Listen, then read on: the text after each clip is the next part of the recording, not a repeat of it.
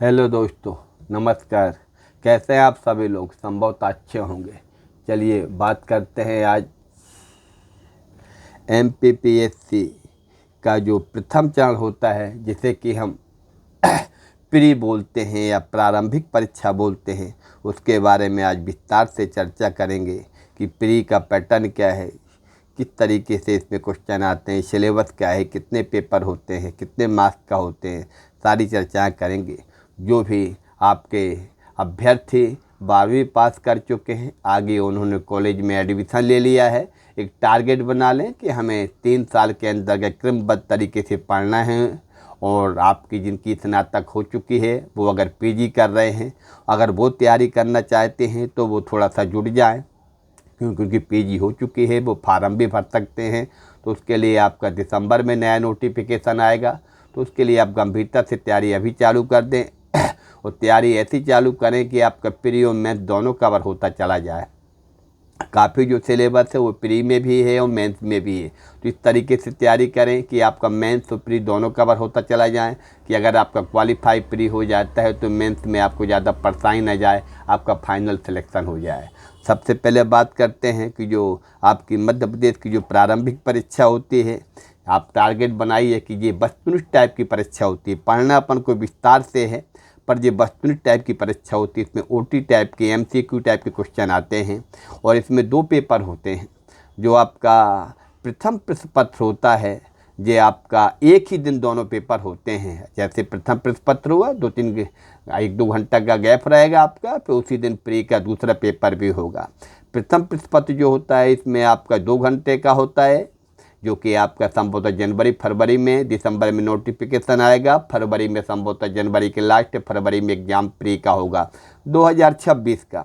तो अभी से आप टारगेट बनाएंगे तो जुलाई, अगस्त, सितंबर, अक्टूबर, नवंबर, दिसंबर, जनवरी, आपके लिए 7 माह डाला है। 7 माह बहुत होते हैं, या तो 7 साल तैयारी कर लो या जी जान से 7 माह लगा दो, आपका फाइनल सिलेक्शन हो जाएगा। बस क्या करना है, रात दिन आपको एक कर देना है। सोते जागते केवल आपके मन में प्रशासनिक सेवा का, उसी के बारे में चर्चा करते रहें, सोचते रहें, आपका सिलेक्शन पक्का है। तो प्रथम प्रश्न पत्र होता है 100 नंबर का, ठीक है। 100 क्वेश्चन आते हैं और 2 नंबर का एक क्वेश्चन होता है, 200 अंक का होगा। कितने क्वेश्चन आते हैं प्रथम प्रश्न पत्र में? 100 क्वेश्चन, 2 घंटे का। और इसमें प्रत्येक जो क्वेश्चन होता है वो 2 नंबर का होगा, यानी 200 अंक का हो गया। जो आपका होता है, ये जीएस का पेपर होता है, सामान्य अध्ययन का। इसमें कई पार्ट होते हैं जीएस के रूप में, जो कि आपको बताए जाएंगे अभी आगे चल के। दूसरा जो पेपर होता है ये आपका, इसमें भी 100 क्वेश्चन रहते हैं, ये भी 2 घंटे का होता है, एक ही दिन दोनों पेपर होते हैं। प्रत्येक क्वेश्चन जो है 2 नंबर का होगा, यानी 200 अंक का होगा। द्वितीय पेपर ये होता है सामान्य अभिरुचि का पेपर होता है, जिसको सीसेट बोलते हैं। ये आपकी जो प्री परीक्षा है, पात्रता परीक्षा है। आगे आपको मेंस में सम्मिलित होने के लिए एक लड़के निकालते हैं, काफ़ी लड़के छट जाते हो, तो एक आपका पात्रता परीक्षा है। इसके अंक आपके मुख्य परीक्षा और फाइनल साक्षात्कार में नहीं जुड़ते हैं। मुख्य परीक्षा में क्या होता है, और इसमें जो होता है मुख्य परीक्षा, वो इतने कितने विद्यार्थी लिए जाएँ, जितने भी वैकेंसी आती हैं आपके, उसका 20 गुना लिए जाते हैं मुख्य परीक्षा के लिए। जितनी वैकेंसी आएंगी उसका 20 गुना लिया जाता है, किसमें? मुख्य परीक्षा के लिए। आगे हम देखते हैं कि प्रारंभिक परीक्षा के जो दोनों पेपर होते हैं, उसमें जो अनरिजर्व के कैटेगरी के छात्र होते हैं उनको 40% और दोनों पेपर में 40% मार्क्स लाना अनिवार्य होता है। जबकि जो रिजर्व कैटेगरी के व्यक्ति होते हैं उनको 30% दोनों पेपरों में मार्क्स लाना अनिवार्य होता है। जो द्वितीय प्रश्न पत्र होता है वो केवल आपका अहर्काकारी है, आपको उसमें क्वालिफाई करना है। आपको उसमें कितने भी नंबर आ जाएं, आपको उसकी कोई आपकी वैल्यू नहीं होती है, केवल आपको क्वालिफाई करना है। तो जनरल कैटेगरी को 40% मार्क्स लाना है द्वितीय पेपर में, और रिजर्व कैटेगरी को 30% मार्क्स लाना है सी सेट में। ये केवल क्वालिफाई है, इसके नंबर आपके मेरिट में भी नहीं जुड़ते हैं, ना सिलेक्शन का कोई आधार है। अब भर्तियों का चयन क्या होता है, जो प्रथम प्रश्न पत्र है उसकी मेरिट सूची के आधार पर होता है। द्वितीय प्रश्न पत्र के नंबर नहीं जुड़ते हैं मेरिट में, केवल प्रथम जीएस का जो पेपर होता है उस पर आप लोगों की मेरिट तैयार होती है। द्वितीय प्रश्न पत्र केवल क्वालिफाई करना है, यानी कि आपको 40% जनरल के लिए, SC ST के लिए और हैंडीकैप के लिए 30% मार्क्स लाना अनिवार्य है। ये आपका प्रारंभिक परीक्षा का इतना टारगेट हो गया। अगला जो है प्रारंभिक परीक्षा के लिए क्या करें हम। प्रथम प्रश्न पत्र है जो आपका जीएस के लिए, इसके लिए सबसे पहले आपका आता है भारत का इतिहास।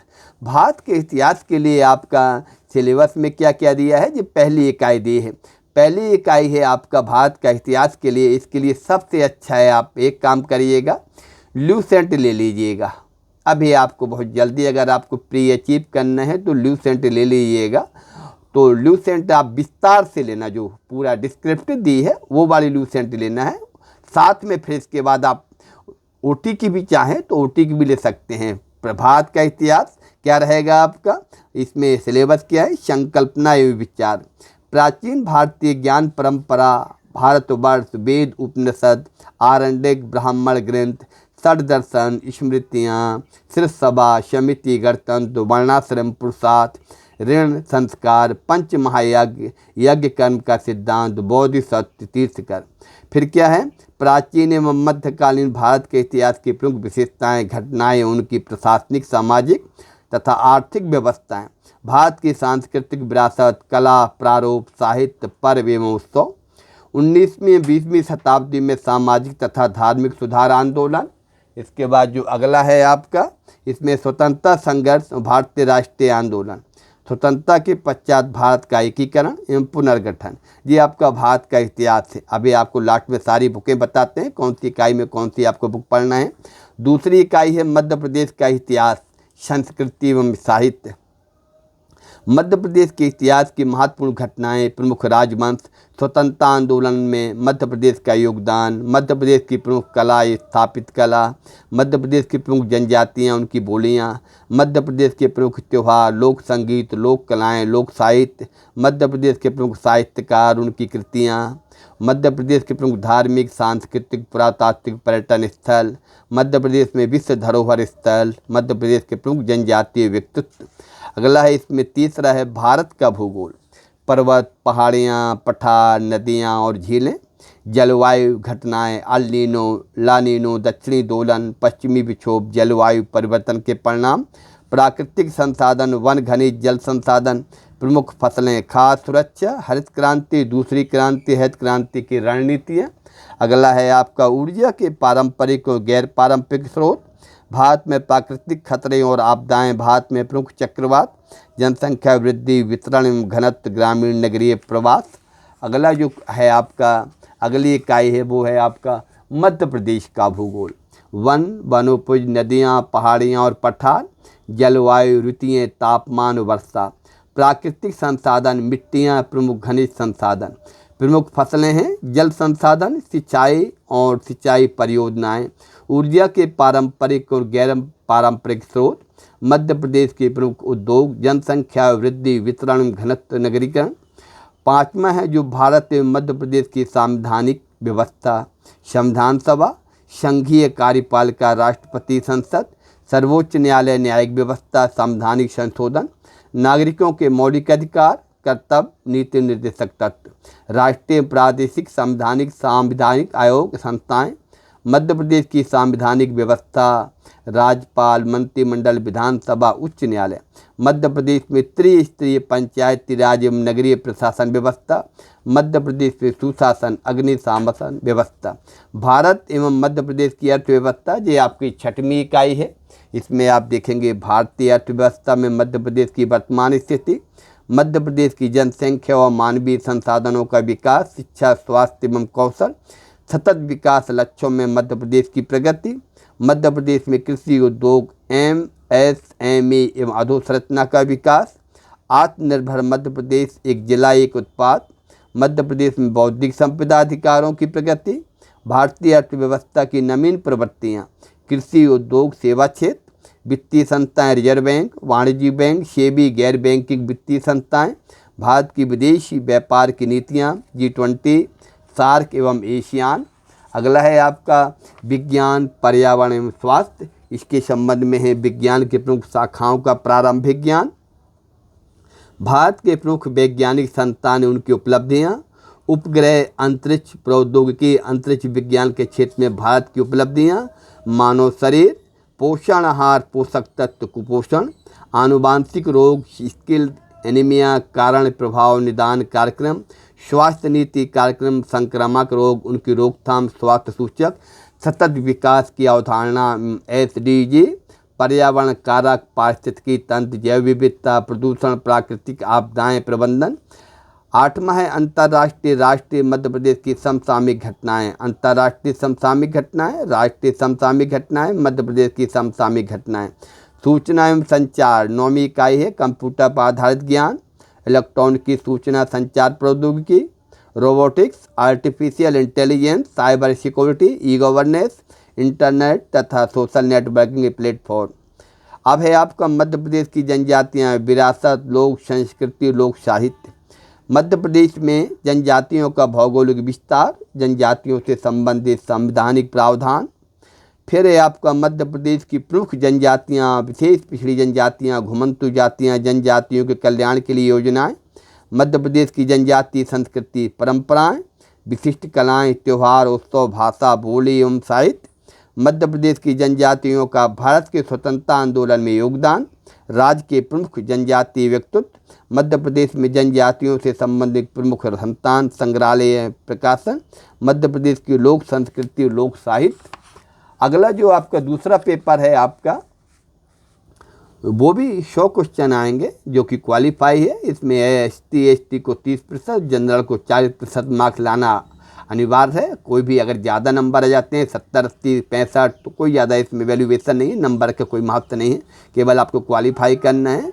इसमें क्या आएगा आपका बौद्धिकमता पहली इकाई में, दूसरी है जीवन शैली प्रतिबल, तीसरी में संचार कौशल, चौथी में तार्किक कौशल विश्लेषणात्मक क्षमता, 5वीं इकाई है निर्णय लेना समस्या समाधान, 6वीं में है समान मानसिक योग्यता, 7वीं में आधारभूत संचयन, संख्याओं उनकी संबंध विस्तार क्रम आदि। 10वीं कक्षा के स्तर रहेगा आपका।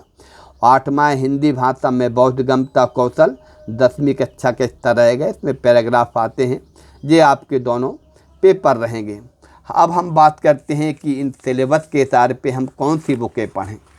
अगर आप वास्तव में प्रशासनिक सेवा क्षेत्र में जाना चाहते हैं, डिप्टी कलेक्टर, DSP, नायब तहसीलदार, महिला बाल विकास अधिकारी बनना चाहते हैं और जीवन में बहुत कुछ नाम कमाना चाहते हैं और लगन और जुनून अगर आपके अंदर है, तो फिर निश्चित तौर पे आप कमर कस लीजिए कि हमें क्षेत्र में उतरना है और कोई भी परेशानी आपको रोकने वाली नहीं है। बस केवल आपको ये सोचना है कि हमें किस तरीके से तैयारी करना है।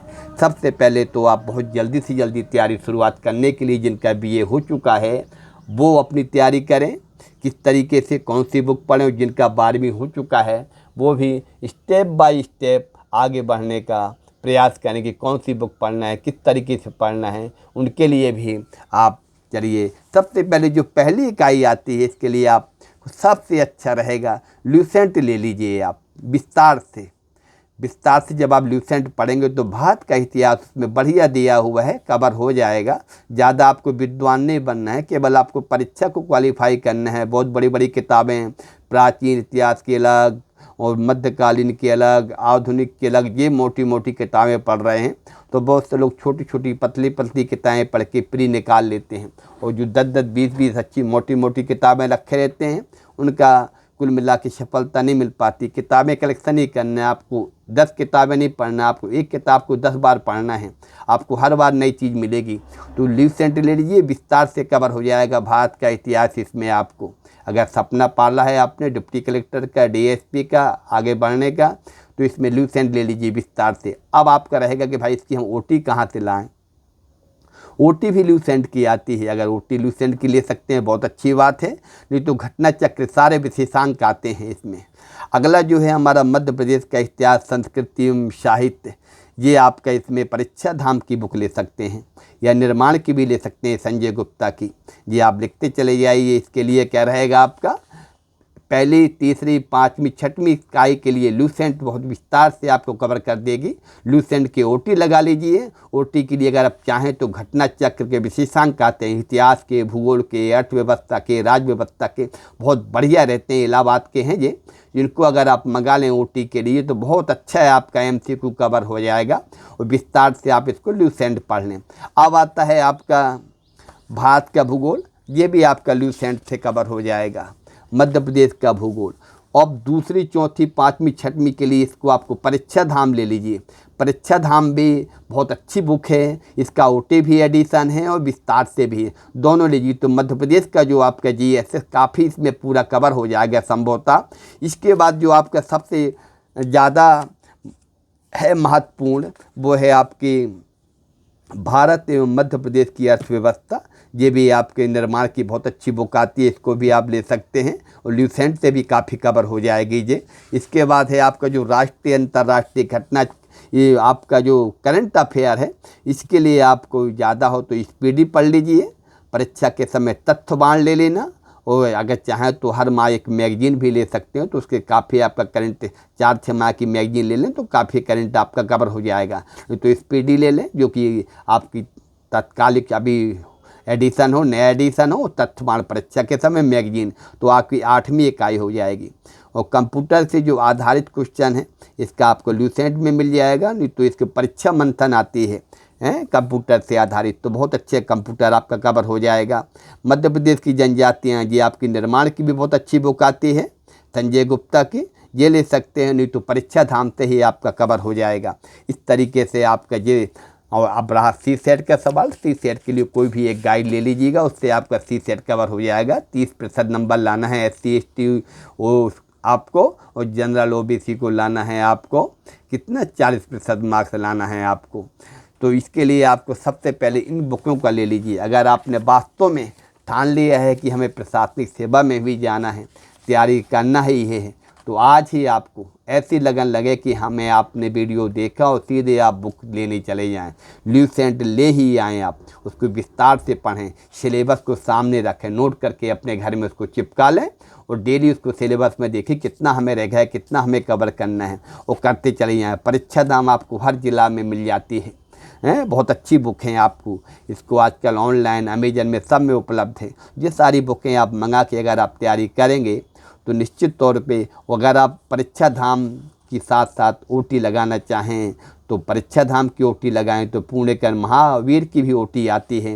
इस तरीके से आपका MPPSC का प्री का जो है बहुत अच्छी तैयारी हो जाएगी। पर आपको पढ़ना है विस्तार से पढ़ने के बाद, क्योंकि ज़्यादा इसमें जो शब्द सीमा है मेंस में, सारी चीज़ें आपको अगले वीडियो में बताई जाएंगी। मेंस में पेपर कैसे आएंगे, क्या शब्द सीमा रहेगी, तो आपको विस्तार से पढ़िए। इसके MCQ लगाते जाइए, OT वाले हल करते जाइए, तो आपका प्री की तैयारी बहुत अच्छी होती जाएगी, साथ में मेंस की होती चली जाएगी। बिल्कुल समय मत गंवाएं, क्योंकि 4-6 माह बचा है। दिसंबर में आपका हर साल इसका नोटिफिकेशन संभवतः आने लगा है। दिसंबर में 2026 का नया नोटिफिकेशन आ जाएगा, उसके हिसाब से तैयारी करिएगा। एक एक चैप्टर को गंभीरता से पढ़िएगा, साथ में OT लगाते जाइएगा और पुराने साल के पेपर ले लीजिएगा MPPSC के। उसको आपको मालूम चलेगा कि भाई क्वेश्चन कहाँ से निकालते हैं, कैसे क्वेश्चन आते हैं। बहुत से क्वेश्चन रिपीट भी हो जाते हैं, बहुत से क्वेश्चन को चेंज कर दिया जाता है, क्वेश्चन का आंसर बना देते हैं, आंसर का क्वेश्चन बना देते हैं। तो आप एक सॉल्व पेपर भी ले लें MPPSC प्री का, और सिलेबस अपने सामने रखें। सिलेबस को नोट करके, बहुत से लोग क्या कहते हैं प्रिंट आउट निकाला ऐसे चिपका दिया, नहीं, अगर आप हाथ से लिखेंगे सिलेबस को रख के कायदे से, तो बहुत सारी चीज़ें और क्लियर होती चली आएंगी। अच्छा सजा के कायदे से अपने सामने मेज में, अपने दरवाजे में, अपने जहाँ पढ़ते हैं वहाँ चिपका दीजिए, और डेली उस पर नज़र डालिए कि हमें कितना रह गया, अब हमें कितना कवर करना है। हर माह का टारगेट बना लीजिए, एक माह में हम इतना कवर करना है, दूसरी माह में हम इतना कवर करना है। अगर आपने लक्ष्य बना के तैयारी किया तो निश्चित तौर पे डिप्टी कलेक्टर, DSP, ये सारे पद आप लोगों को बड़े आराम से मिल सकते हैं। पर है केवल आपको लगन ऐसी लगना चाहिए कि रात दिन आप एक कर दें। पता चला कि आपने वीडियो देखा, अरे किताब ले लेंगे, चलो पढ़ेंगे, नहीं, अगर आपको वास्तव में लगन है उसी दिन निकलें आप जाके और बुक लेके लाएँ और सीधे पढ़ाई में जुट जाएँ आप। बिल्कुल समय मत गंवाएं। जो भी अगर आप 12वीं के बाद स्नातक कर रहे हैं, ग्रेजुएशन कर रहे हैं, BA कर रहे हैं, तो आप स्टेप बाय स्टेप थोड़ी थोड़ी तैयारी चालू कर दें आप। और BA कर लिया है तो निश्चित तौर पे अब आपके पास समय नहीं है, PG करते रहें। PG किस लिए कर रहे हैं, जॉब के लिए, तो अभी से ही जॉब के लिए 4-6 माह इतना जम के पढ़ लीजिए, आपका पहली ही बार में प्री क्वालिफाई हो जाए। जब पहली बार में प्री क्वालिफाई हो जाए तो आपका कॉन्फिडेंस बहुत हाई हो जाता है। ईश्वर ने चाहा अगर लगे रहे तो पहली ही बार में बहुत से बंदे IAS MPPSC सिलेक्शन पा गए हैं। बस केवल क्या है, लगन होनी चाहिए।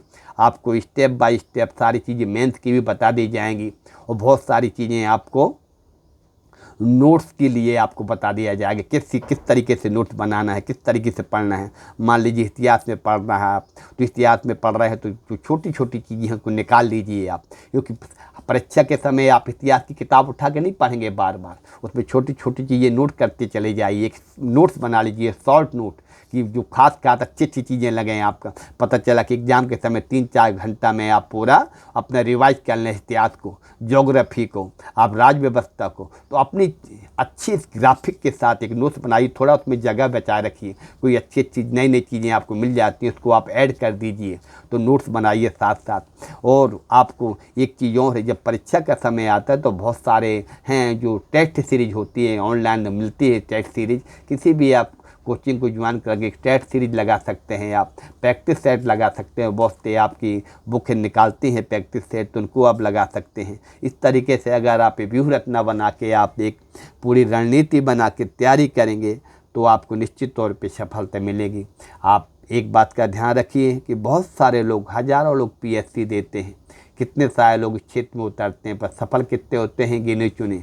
पर वास्तव में जो दृढ़ संकल्पित होते हैं, जो ठान लेते हैं कि हमें आगे बढ़ना, उनको कोई रोकने वाला नहीं है।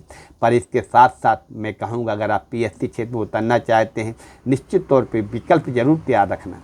अगर आप ग्रेजुएशन कर चुके हैं, पीजी कर चुके हैं, पीजी के साथ जिस विषय में कर रहे हैं उसमें नेट जेआरएफ निकाल लेना। नेट जेआरएफ निकालने से अगर आप जेआरएफ निकाल लेते हैं तो ये मान के चलिए कम से कम 40-50 हज़ार रुपये आपको घर बैठे मिलेगा पीएचडी करने के लिए। उसी के साथ आपकी अच्छी तैयारी होती चली जाएगी। तो साल में 2 बार होता है नेट जेआरएफ, एक विकल्प के रूप में तैयार हो जाएगा। प्रशासनिक सेवा में अगर आप सफल हो गए बहुत अच्छी बात है, नहीं तो एक विकल्प तैयार हो जाएगा। आप डीएड बीएड कर रहे हो तो ये भी एक विकल्प के रूप में है, इसको भी करते रहें और साथ में इसकी तैयारी चालू कर दें। केवल एक चीज़ को पकड़ के नहीं रखें, आप थोड़ा सा यहाँ वहाँ विकल्प भी तैयार रखें कि अगर हमें यहाँ सफलता मिलती है तो दूसरे क्षेत्र में हम जाके सफल हो जाएं। इस तरीके से अगर आप तैयारी करेंगे तो निश्चित तौर पे आपको सफलता मिलेगी। क्योंकि किसी शायर ने कहा है कि सफ़र में धूप तो होगी, सफ़र में धूप तो होगी, जो चल सको तो चलो, भीड़ में शामिल हैं सभी, जो निकल सको तो चलो। हज़ारों लोग पीएससी देते हैं, कुछ लोग बीच में छोड़ देते हैं, कुछ लोग आधी अधूरी करके छोड़ देते हैं। नहीं, आपने अगर ठान लिया है कि हमें प्रशासनिक सेवा में जाना है, जब तक आपका अंतिम पड़ाव ना हो जाए, आप ओवर एज होने के लायक ना बने, तब तक आप बराबर देते रहें, चाहे 1 साल चाहे 2 साल, निश्चित तौर पर लंबा सफ़र मत देखिएगा। बहुत से लोग 2-2, 4-4, 10-10 साल से लगे हैं। एक ही बार में पूरी ताकत झोंक दीजिए, निश्चित तौर पे आपका सिलेक्शन हो जाएगा। और लोग बात क्या करते हैं, थोड़ा थोड़ा सा 1-1, 2-2 घंटा पढ़ते रहते हैं, पता चला 4-5 साल से तैयारी कर रहे हैं। अरे आपको समर्पित होकर तैयारी करना है, 5-5, 10-10 घंटा एक ही बार में झोंक दो तो आपको 8-10 महीना में सिलेक्शन हो जाएगा। जाइए आप अपनी लाइफ का एंजॉय करिएगा, पूरी ताकत के साथ, पूरे शिद्दत के साथ, पूरे मनोयोग के साथ आप तैयारी करिएगा। सफलता आपको कोई आगे बढ़ने से रोक नहीं सकती है। धीरे धीरे स्टेप बाय स्टेप और आपको मेंस की जानकारी दी जाएगी, फिर आपको और अन्य क्षेत्रों में पीएससी में किस तरीके से बहुत सारी चीज़ें आपको हमारे चैनल द्वारा देखने को मिल जाएंगी। पीएससी में किस तरीके से जीएस की तैयारी करें हम, किस तरीके से हम नोट्स बनाएं, धीरे धीरे आपको सारी जानकारी मिल जाएगी। अगले वीडियो में मेंस के बारे में हम बताएंगे कितने का पेपर होता है। तो अभी से ही टारगेट बनाएं कि हमें प्री के साथ में मेंस को भी लेके चलना है और सिलेबस को फॉलो करें। बहुत से लोग का एग्ज़ाम आ जाता है, पूरा सिलेबस भी नहीं कवर कर पाते हैं। सिलेबस को फॉलो करें, आप सिलेबस सामने रखें। एग्ज़ाम के पहले आपको 1-8 महीना पहले सारा सिलेबस कवर करना है, बस फिर आपको ओटी लगाना है। इस तरीके से आप तैयारी करेंगे, निश्चित तौर पे आपको सफलता मिलेगी। अगर वीडियो आपको बहुत अच्छा लगे तो लाइक कर दिया करें, इसको आप अपने दोस्तों में शेयर कर दें, दूसरी चीज़ इसको सब्सक्राइब कर दिया करें। ये आपके लिए बहुत उपयोगी जानकारी सिद्ध होगी। धन्यवाद दोस्तों, नमस्कार।